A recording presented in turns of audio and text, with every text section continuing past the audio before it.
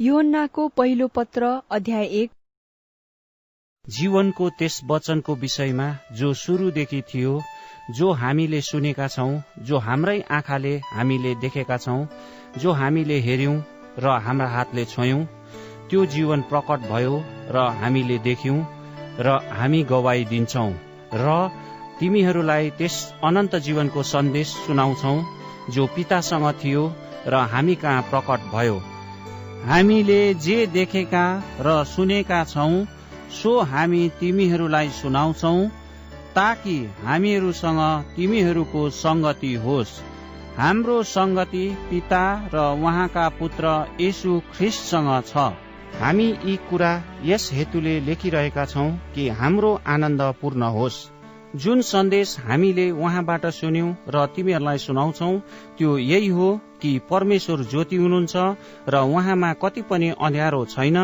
यदि उहाँसँग हाम्रो संगति छ भने हामी भन्छौं र अन्धकारमा नै हिँड्छौं भने त हामी झुट बोल्छौं र सत्यमा चल्दैनौं।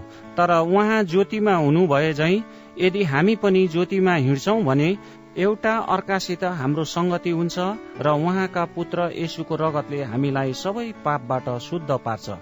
यदि हामीमा पाप छैन भने हामी भन्छौं भने त हामीले आफैलाई धोका दिन्छौं र हामीमा सत्य हुँदैन। यदि हामीले आफ्ना पापहरू स्वीकार गर्यौं भने उहाँले हाम्रा पाप क्षमा गर्नुहुन्छ र सबै अधर्मबाट हामीलाई शुद्ध पार्नुहुन्छ, किनकि उहाँ विश्वासयोग्य र धर्मी हुनुहुन्छ। यदि हामीले पाप गरेका छैनौं भने हामी भन्छौं भने हामी उहाँलाई झुटा तुल्याउँछौं र उहाँको वचन हामीमा हुँदैन।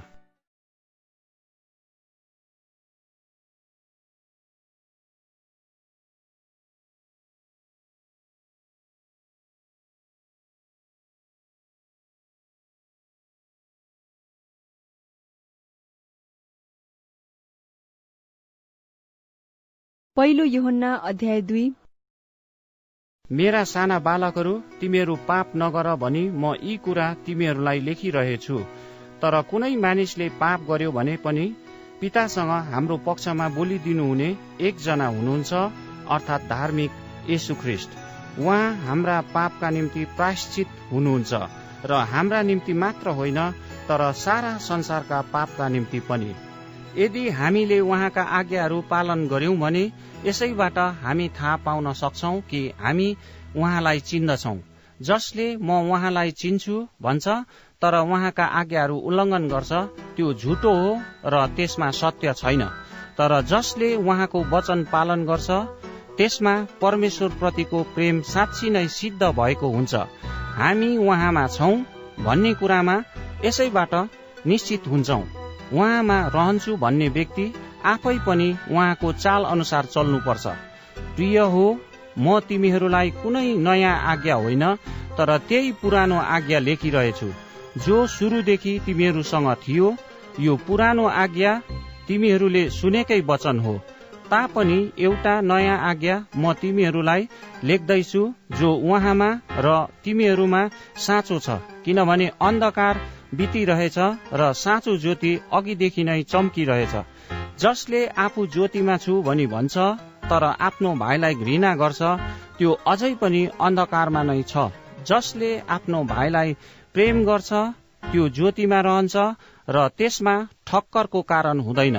तर जसले आफ्नो भाइलाई घृणा गर्छ त्यो अन्धकारमा हुन्छ र अँध्यारोमा हिँड्छ र त्यो कहाँ गइरहेछ सो थाहा पाउँदैन, किनभने अन्धकारले त्यसलाई अन्धो पारेको हुन्छ। मेरा साना बालकहरू, म तिमीहरूलाई लेखिरहेछु किनभने उहाँका नाउँको खातिर तिमीहरूका पाप क्षमा भएको छ।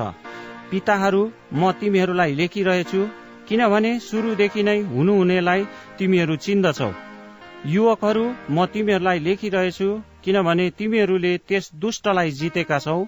मेरा साना बालकहरू, म तिमीहरूलाई लेखिरहेछु किनभने तिमीहरूले पितालाई चिनेका छौ। पिताहरू, म तिमीहरूलाई लेखिरहेछु किनभने सुरुदेखि नै हुनुहुनेलाई तिमीहरू चिन्दछौ। युवक हो, म तिमीहरूलाई लेखिरहेछु किनभने तिमीहरू बलिया छौ र परमेश्वरको वचन तिमीहरूमा रहन्छ र तिमीहरूले त्यस दुष्टलाई जितेका छौ। संसारलाई वा संसारमा भएका कुनै थोकलाई प्रेम नगर। यदि कुनै मानिसले संसारलाई प्रेम गर्दछ भने पिताको प्रेम त्यसमा हुँदैन, किनकि संसारमा भएका सबै थोक अर्थात् शरीरको अभिलाषा, आँखाको अभिलाषा, जीवनको सेकी पिताबाट आएका होइनन्, तर संसारबाट आएका हुन्। संसार बितिजान्छ र त्यसको अभिलाषा पनि बितिजान्छ, तर परमेश्वरको इच्छा पूरा गर्ने चाहिँ सधैँको निम्ति रहन्छ। बालकहरू, आखिरी घडी यही हो, ख्रिस्ट विरोधी आइरहेछ भन्ने तिमीहरूले सुनेका छौ। अब धेरै ख्रिस्ट विरोधी आएका छन्, यसकारण हामी जान्दछौ कि यो आखिरी घडी हो। तिनीहरू हामीबाट निस्केर गए, किनकि तिनीहरू हाम्रा थिएनन्।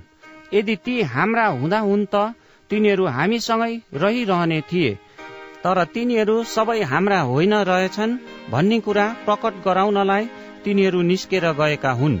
तर तिमीहरूको अभिषेक महापवित्रबाट भएको छ र तिमीहरू सबैले सत्य जान्दछौ। तिमीहरू सत्यलाई जान्दैनौ भनेर मैले लेखेको होइन, तर कुनै पनि झुट सत्यबाट आउँदैन भनी तिमीहरूले जानेका हुनाले मैले तिमीहरूलाई लेखेको छु। झुटो को हो? झुटो त्यो हो जसले येशू नै ख्रिस्ट हुनुहुन्छ भन्ने कुरा इन्कार गर्दछ।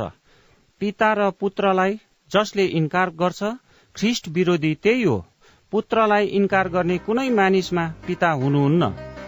जसले पुत्रलाई स्वीकार गर्छ त्यससँग पिता हुनुहुन्छ। जुन कुरा तिमीहरूले सुरुदेखि नै सुनेका छौ त्यो तिमीहरूमा रहिरहोस्। यदि सुरुदेखि नै सुनेको त्यो कुरा तिमीहरूमा रह्यो भने तिमीहरू पुत्र र पितामा रहनेछौ।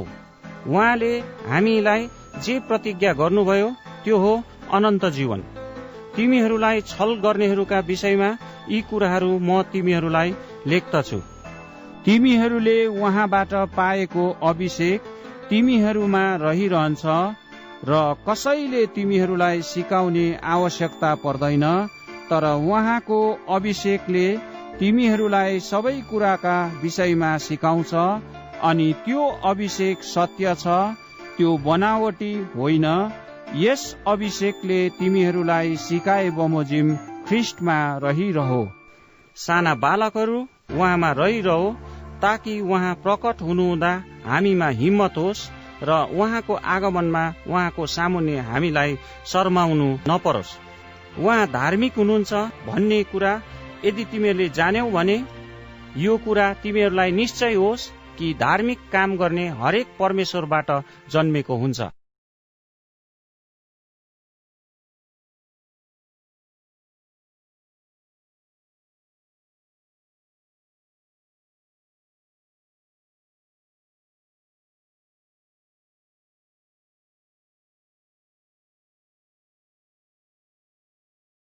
पहिलो यूहन्ना अध्याय 3।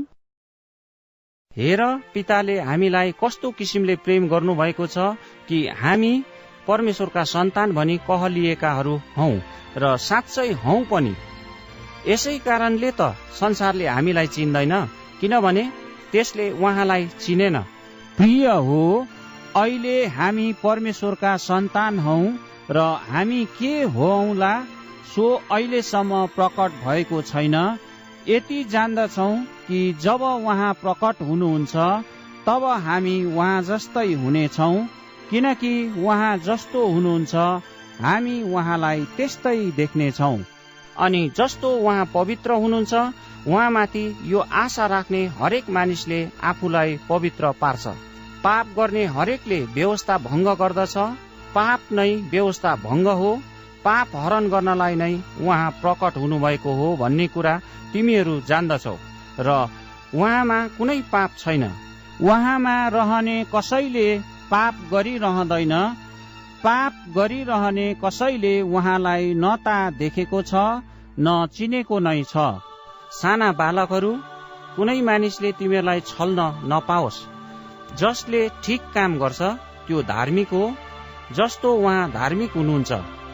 जसले पाप गर्छ त्यो दियाबलसको हो, किनकि दियाबलस त सुरुदेखि नै पाप गर्दै आएको छ। दियाबलसका कामहरू नष्ट पार्नलाई नै परमेश्वरका पुत्र प्रकट हुनुभएको हो। परमेश्वरबाट जन्मेको कसैले पनि पाप गरिरहँदैन, किनकि उहाँको स्वभाव त्यसमा रहन्छ र त्यसले पाप गरिरहन सक्दैन, किनभने त्यो परमेश्वरबाट जन्मेको हो। परमेश्वरको सन्तान को हो र दियाबलसको सन्तान को हो, यसैबाट प्रष्ट हुन्छ।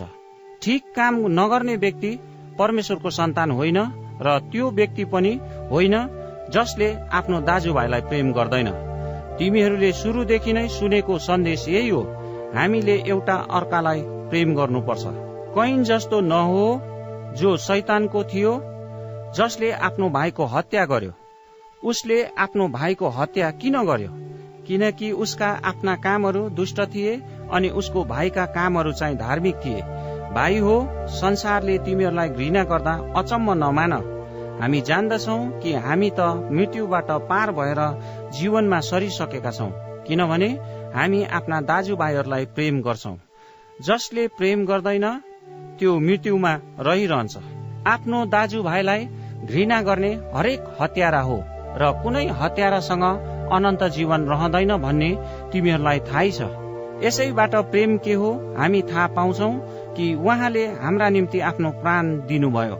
हामीले पनि आफ्ना दाजुभाइहरूका निम्ति आफ्नो प्राण दिनुपर्छ। कसैसित संसारको धन सम्पत्ति छ र पनि आफ्ना दाजुभाइलाई खाँचोमा परेको देख्दा उनीहरूप्रति आफ्नो मन कठोर पार्छ भने परमेश्वरको प्रेमले कसरी त्यसमा वास गर्छ?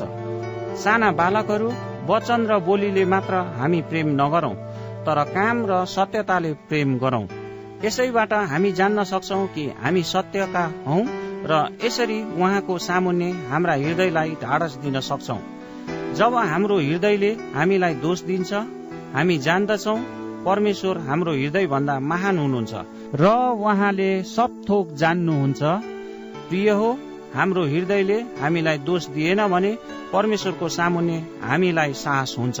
हामी जे माग्छौं सो उहाँबाट पाउँछौं, किनभने हामी उहाँका आज्ञा पालन गर्छौं र उहाँलाई मनपर्ने कामहरू गर्छौं।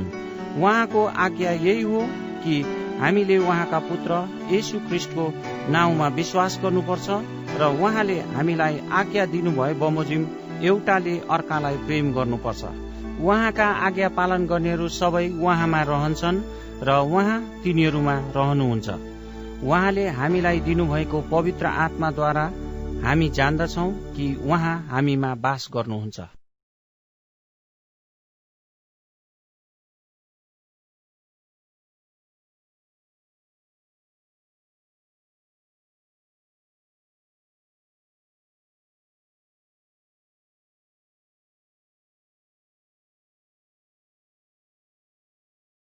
पहिलो यूहन्ना अध्याय 4।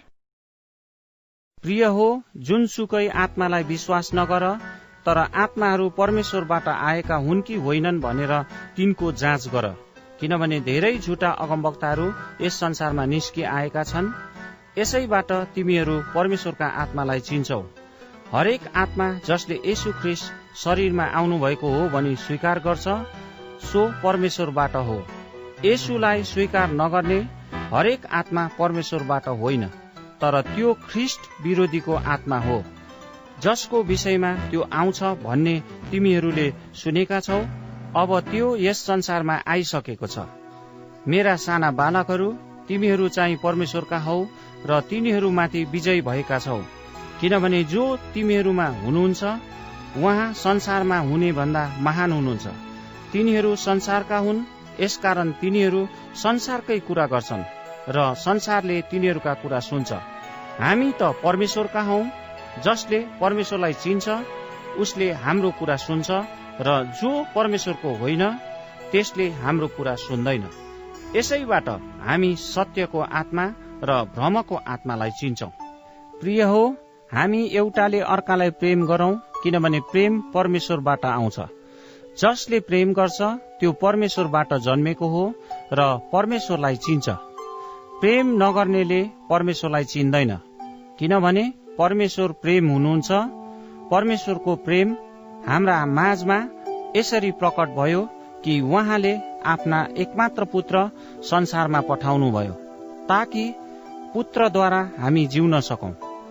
प्रेम यसैमा छ कि हामीले परमेश्वरलाई प्रेम गरेका होइनौं, तर उहाँले हामीलाई प्रेम गर्नुभयो र हाम्रा पापको प्रायश्चित हुनका निम्ति आफ्ना पुत्र पठाउनुभयो।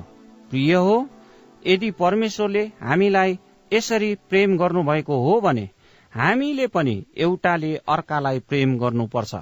परमेश्वरलाई कसैले कहिल्यै देखेको छैन। यदि हामीले एउटाले अर्कालाई प्रेम गर्यौं भने परमेश्वर हामीमा रहनुहुन्छ र उहाँको प्रेम हामीमा सिद्ध भएको हुन्छ। उहाँले हामीलाई आफ्ना आत्माबाट दिनुभएको छ र यसै कारणले हामी यो जान्दछौं कि हामी उहाँमा रहन्छौं र उहाँ हामीमा रहनुहुन्छ। हामीले देखेका छौं र गवाई दिन्छौं कि पिताले आफ्ना पुत्रलाई संसारका मुक्तिदाता हुन पठाउनु भएको छ। जसले येशूलाई परमेश्वरका पुत्र हुनुहुन्छ भनी स्वीकार गर्छ त्यसमा परमेश्वर वास गर्नुहुन्छ र त्यो चाहिँ परमेश्वरमा। यसरी हामी प्रति भएको परमेश्वरको प्रेम हामी जान्दछौं र विश्वास गर्छौं। परमेश्वर प्रेम हुनुहुन्छ र जो प्रेममा रहन्छ त्यो परमेश्वरमा रहन्छ र परमेश्वर त्यसमा रहनुहुन्छ। न्यायको दिनको निम्ति हामी पूर्ण भरोसा साथ बस्न सकौं भनेर प्रेम यसैमा हामीमा सिद्ध हुन्छ। किनकि उहाँ जस्तो हुनुहुन्छ हामी पनि यस संसारमा त्यस्तै छौं। प्रेममा डर हुँदैन, तर सिद्ध प्रेमले डरलाई हटाउँछ। किनकि डरको सम्बन्ध त दण्डसँग हुन्छ अनि जो डराउँछ प्रेममा त्यो सिद्ध भएको हुँदैन। हामी प्रेम गर्दछौं किनभने पहिले उहाँले हामीलाई प्रेम गर्नुभयो। यदि कसैले म परमेश्वरलाई प्रेम गर्छु भन्छ तर आफ्नो भाइलाई घृणा गर्छ भने त्यो झुटो हो। किनकि आफूले देखेको आफ्नो भाइलाई नै प्रेम नगर्नेले नदेखेका परमेश्वरलाई प्रेम गर्न सक्दैन। हामीले उहाँबाट यो आज्ञा पाएका छौं कि जसले परमेश्वरलाई प्रेम गर्छ त्यसले आफ्नो भाइलाई पनि प्रेम गर्नुपर्छ।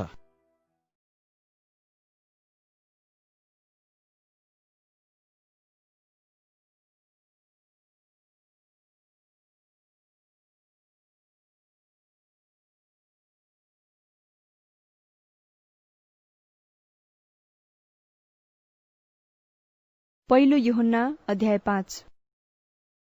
येशू नै ख्रीष्ट हुनुहुन्छ भनी विश्वास गर्ने हरेक परमेश्वरको बालक हो। जसले बाबुलाई प्रेम गर्छ उसले तिनको छोरालाई पनि प्रेम गर्छ। जब हामी परमेश्वरलाई प्रेम गर्छौं र उहाँका आज्ञाहरू पालन गर्छौं तब यसैबाट थाहा पाउँछौं कि हामीले परमेश्वरका सन्तानलाई प्रेम गर्छौं। परमेश्वरको प्रेम यही हो कि हामी उहाँका आज्ञाहरू पालन गर्दछौं र उहाँका आज्ञाहरू भारपूर्ण छैनन्। किनकि परमेश्वरबाट जन्मेको हरेकले संसारमाथि विजय प्राप्त गर्छ र संसारलाई जित्ने विजय हाम्रो विश्वास हो। संसारमाथि विजय प्राप्त गर्ने को हो? त्यही हो जसले येशू ख्रीष्ट परमेश्वरका पुत्र हुनुहुन्छ भनी विश्वास गर्छ। उहाँ उही नै हुनुहुन्छ जो पानी र रगतद्वारा आउनुभयो, अर्थात् येशू ख्रीष्ट, जो पानीद्वारा मात्र होइन तर पानी र रगतद्वारा आउनुभयो। गवाई दिने त पवित्र आत्मा नै हुनुहुन्छ, किनकि पवित्र आत्मा सत्य हुनुहुन्छ। किनभने गवाई दिनेहरू 3 छन्, अर्थात् पवित्र आत्मा, पानी र रगत, र सबै कुरामा यी सहमत हुन्छन्।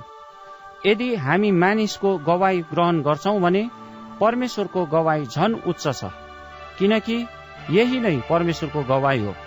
जुन गवाई उहाँले आफ्ना पुत्रको विषयमा दिनुभएको छ, जसले परमेश्वरका पुत्रमा विश्वास गर्छ त्यसको हृदयमा यस कुराको गवाई हुन्छ।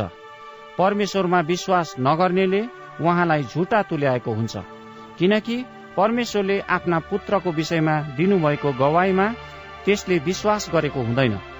गवाई चाहिँ यही हो कि परमेश्वरले हामीलाई अनन्त जीवन दिनुभयो र यो जीवन उहाँका पुत्रमा छ। जससँग पुत्र हुनुहुन्छ त्यससँग जीवन छ, जससँग परमेश्वरका पुत्र हुनुहुन्न त्यससँग जीवन हुँदैन। तिमीहरूले अनन्त जीवन पाएका छौ भन्ने कुरा जान भन्ने हेतुले परमेश्वरका पुत्रको नाउँमा विश्वास गर्ने तिमीहरूलाई यो पत्र लेख्दैछु। परमेश्वरमा हाम्रो पूर्ण भरोसा छ कि उहाँको इच्छा बमोजिम जे मागे तापनि उहाँले हाम्रो कुरा सुन्नुहुन्छ। हामीले प्रार्थनामा जेसुकै मागे तापनि परमेश्वरले सुन्नुहुन्छ भनी हामी जान्दछौं भने यो पनि जान्दछौं कि उहाँलाई हामीले जे मागेका छौं त्यो हामीलाई प्राप्त भएको छ। यदि कसैले आफ्नो भाइले पाप गरेको देख्छ अनि त्यो पाप चाहिँ मृत्युमा पुर्याउने होइन भने उसले त्यस भाइको निम्ति परमेश्वरसँग प्रार्थना गरिदिनुपर्छ र जसको पाप मृत्युमा पुर्याउने किसिमको छैन त्यसलाई परमेश्वरले जीवन दिनुहुन्छ। तर यस्तो पाप पनि हुन्छ जो मृत्युमा पुर्याउने हुन्छ, जसको निम्ति कसैले बिन्ती गरिदिनुपर्छ भनी म भन्दिन। सबै अधर्म पाप हो, तर यस्तो पाप पनि हुन्छ जो मृत्युजनक हुँदैन। परमेश्वरबाट उत्पन्न भएको कसैले पनि पाप गरिरहँदैन, तर परमेश्वरका पुत्रले त्यसलाई सुरक्षित राख्नुहुन्छ र दुष्टले त्यसलाई छुँदैन। हामी जान्दछौँ हामी परमेश्वरका हौं र सारा संसार त्यस दुष्टको अधीनमा परेको छ। हामी जान्दछौँ कि परमेश्वरका पुत्र आउनु भएको छ जो सत्य हुनुहुन्छ। उहाँलाई चिन्न सकौं भनेर उहाँले हामीलाई समझ दिनुभएको छ। जो सत्य हुनुहुन्छ हामी उहाँमा छौं, अर्थात् उहाँका पुत्र येशू ख्रीष्टमा। उहाँ नै साँचो परमेश्वर र अनन्त जीवन हुनुहुन्छ। साना बालकहरू आफू आफूलाई मूर्तिहरूबाट जोगाएर राख।